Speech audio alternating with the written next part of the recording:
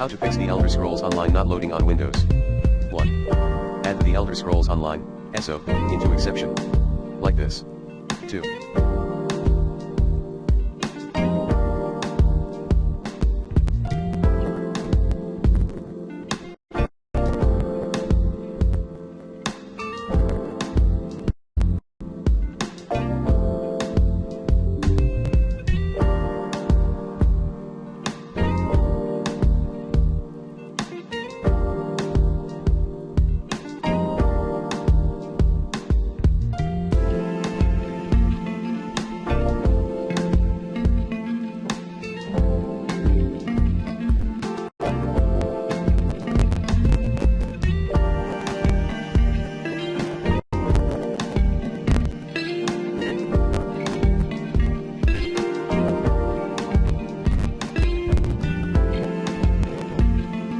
Delete the program data at C:\program files, x86, /Cinemax Online /launcher /program data.